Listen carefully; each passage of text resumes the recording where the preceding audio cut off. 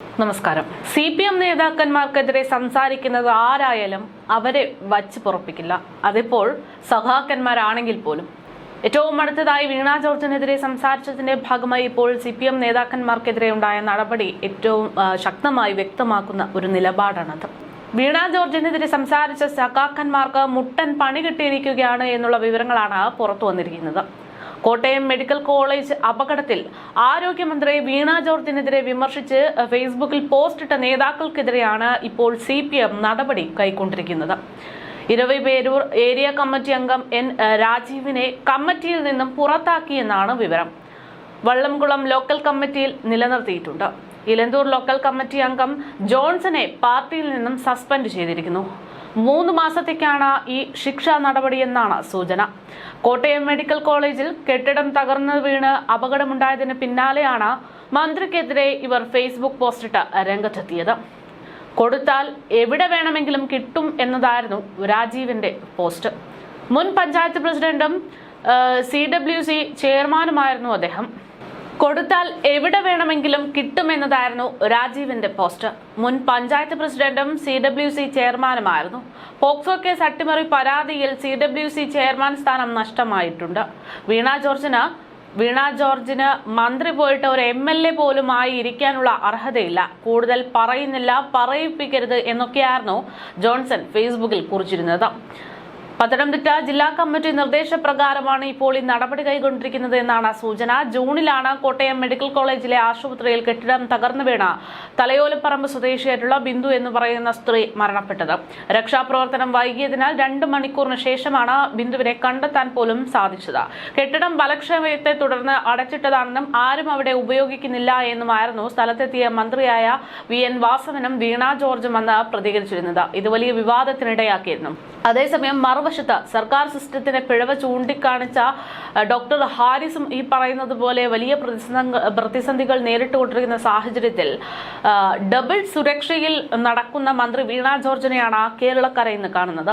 ആരോഗ്യമന്ത്രി വീണ ജോർജിന് പ്രത്യേക സുരക്ഷയാണ് ഇത്തരത്തിലുള്ള വിമർശനങ്ങൾ ശക്തമാകുമ്പോൾ ഏർപ്പെടുത്തിയിരിക്കുന്നത് എന്നുള്ളത് നാം ഒക്കെ കണ്ടു.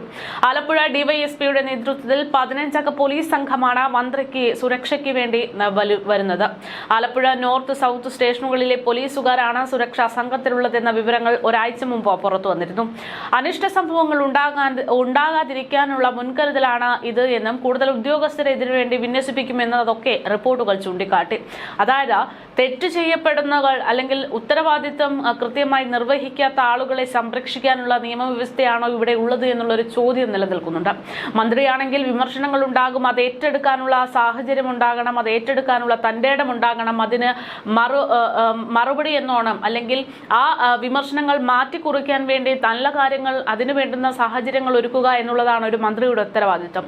പക്ഷേ ഇത് വിമർശനങ്ങൾ ഉണ്ടാകുമ്പോൾ വിമർശിക്കുന്നവരെ അടിച്ചമർത്തി അതേ നിലപാടിൽ തന്നെ മുന്നോട്ട് പോകുന്ന രീതിയാണ് CPM നേതാക്കന്മാരിൽ പലരിലും ഇപ്പോൾ ഉണ്ടായിക്കൊണ്ടിരിക്കുന്നത് എന്നുള്ളതാണ് യാഥാർത്ഥ്യം. അതേസമയം ഡോക്ടർ ഹാരിസിന്റെ വിഷയത്തിൽ ഒന്നും പറയാനില്ലെന്ന് ആരോഗ്യമന്ത്രി വീണ ജോർജ് പ്രതികരിച്ച രീതി ഇപ്പോൾ വലിയ രീതിയിൽ ചർച്ചയാകുന്നുണ്ട്. എന്തെങ്കിലും പ്രത്യേകിച്ച് പറയാനുണ്ടെങ്കിൽ അറിയിക്കാമെന്നുള്ള ലാഘവത്തോടെയാണ് മന്ത്രി ഇത്തരത്തിൽ വിവാദ സംഭവങ്ങളിലൊക്കെ പ്രതികരിക്കാറുള്ളത്. ചില സമയത്ത് മറുപടി പോലും പറയാതെ മൗനം തുടരുന്ന മന്ത്രിയെയാണ് കാണുന്നത് എന്നുള്ളതാണ് യാഥാർത്ഥ്യം. അപ്പോൾ പോലും ചില സഖാക്കന്മാർ പറയുന്നത് ആരോഗ്യമന്ത്രി വീണ ജോർജിനെ പോലെ ഇത്രയും നല്ലൊരു മന്ത്രിയെ കാണാൻ വേറെ കിട്ടില്ല എന്നുള്ളതാണ് ഏറ്റവും വലിയ അത്ഭുതകരമായ കാര്യം. എന്തായാലും കോട്ടയം മെഡിക്കൽ കോളേജിൽ കെട്ടിടം തകർന്നു വീണ് ഒരാൾ മരിക്കാനിടയായ സംഭവത്തിൽ തന്നെ ആരോഗ്യമന്ത്രി വീണ ജോർജിനെതിരെ CPM നേതാക്കളടക്കം വലിയ രീതിയിലുള്ള വിമർശനങ്ങൾ ഉന്നയിച്ചിരുന്നു. ആ സമയത്ത് തന്നെ പല രീതിയിൽ പല മാധ്യമങ്ങളിൽ റിപ്പോർട്ടുകൾ പുറത്തു വന്നതാണ്. അതായത് ഇവരുടെ രീതി വെച്ച ഇനി മന്ത്രി വീണ ജോർജിനെ വിമർശിച്ച പരിഹസിച്ച CPM നേതാക്കൾക്ക് കൃത്യമായിട്ടുള്ള പണി വരും എന്നുള്ളതാണ്. പാർട്ടി ജില്ലാ സെക്രട്ടേറിയറ്റിൽ വീണയെ വിമർശിച്ചവർക്കെതിരെ ആ സമയത്ത് തന്നെ കടുത്ത വിമർശനങ്ങളാണ് ഉയർന്നിരുന്നത്. വീണ ജോർജിനെ പരോക്ഷമായി വിമർശിച്ച സോഷ്യൽ മീഡിയയിൽ പോസ്റ്റിട്ട ലോക്കൽ കമ്മിറ്റി അംഗത്തിനും ഏരിയ കമ്മിറ്റി അംഗത്തിനുമെതിരെ പത്തനംതിട്ട CPM ജില്ലാ സെക്രട്ടേറിയറ്റിൽ വലിയ വിമർശനങ്ങൾ ആ സമയം തന്നെ ഉണ്ടായിരുന്നു. പോസ്റ്റിട്ട ഇരവി പേരൂർ ഏരിയ കമ്മിറ്റി അംഗം N രാജീവനോട് പാർട്ടി വിശദീകരണം തേടുകയാണ് അന്ന് ഉണ്ടായത്. മന്ത്രിയെ വിമർശിച്ച ഇലന്തൂർ ലോക്കൽ കമ്മിറ്റി അംഗം ജോൺസൺ PJയോട് ഏരിയ കമ്മിറ്റി വിശദീകരണം തേടുമെന്നായിരുന്നു തീരുമാനം. ഫേസ്ബുക്ക് പോസ്റ്റിലൂടെയാണ് ഇരുവരും മന്ത്രിയെ വിമർശിച്ചിരുന്നത്. കൂടുതൽ പറയുന്നില്ലെന്നും ഇനി പറയിപ്പിക്കരുതെന്നുമായിരുന്നു ജോൺസൺ PJ പങ്കുവച്ച ഫേസ്ബുക്ക് പോസ്റ്റ്. MLA ആയി ഇരിക്കാൻ പോലും മന്ത്രിക്ക് അർഹതയില്ല എന്നും LC അംഗം പറയുകയുണ്ടായി. SFI മുൻ ജില്ലാ പ്രസിഡന്റ് കൂടിയാണ് ജോൺസൺ PJ. മന്ത്രി വീണ ജോർജ് ആശുപത്രിയിൽ ചികിത്സ തേടിയതിനെയായിരുന്നു പത്തനംതിട്ട CWC മുൻ ചെയർമാൻ കൂടിയായിട്ടുള്ള N രാജീവ് പരോക്ഷമായിട്ട് വിമർശിച്ചത്. സ്കൂളിൽ കേട്ടെഴുത്തുണ്ടെങ്കിൽ വയറുവേദന വരുമെന്നും വയറുവേദന എന്ന് പറഞ്ഞ് വീട്ടിൽ ഇരിക്കുമെന്നുമുള്ള പരോക്ഷമായിട്ടുള്ള പരിഹാസമായിരുന്നു അദ്ദേഹത്തിന്റെ ഭാഗത്തു നിന്നുണ്ടായത്. ഒത്താൽ രക്ഷപ്പെട്ടു എന്നാണ് ആ അവസ്ഥയുടെ പേരെന്നും അദ്ദേഹം സൂചിപ്പിക്കുകയുണ്ടായി. കോട്ടയം മെഡിക്കൽ കോളേജിൽ ആശുപത്രിയിൽ കെട്ടിടം തകർന്നു വീണ് രോഗിയുടെ കൂട്ടിരിപ്പുകാരി മരിച്ച സംഭവത്തിൽ അന്ന് വലിയ വ്യാപക പ്രതിഷേധമാണ് ഉണ്ടാക്കിയത്. ഇതിനിടയിലാണ് പാർട്ടി അംഗങ്ങളും വിമർശനങ്ങൾ ഉന്നയിച്ചുകൊണ്ട് മന്ത്രിക്കെതിരെ സംസാരിച്ചുകൊണ്ട് രംഗത്തെത്തിയത്. അതേസമയം CPMന് പിന്നാലെ LDFും വീണയെ പ്രതിരോധിക്കാൻ വേണ്ടി രംഗത്തെത്തിയിരുന്നു. വ്യാഴാഴ്ച ആറന്മുള നിയോജക മണ്ഡലത്തിൽ വിശദീകരണ യോഗം നടത്താൻ പാർട്ടിയുടെ ജില്ലാ നേതൃത്വം തീരുമാനിക്കുകയും യോഗം നടത്തുകയും ചെയ്തു. അതോടൊപ്പം തന്നെ വിവിധ പഞ്ചായത്തുകളിലായി റാലികളും പൊതുയോഗങ്ങളും സംഘടിപ്പിച്ചുകൊണ്ടുള്ള പ്രതിഷേധമാണ് ഉണ്ടായിരുന്നത്.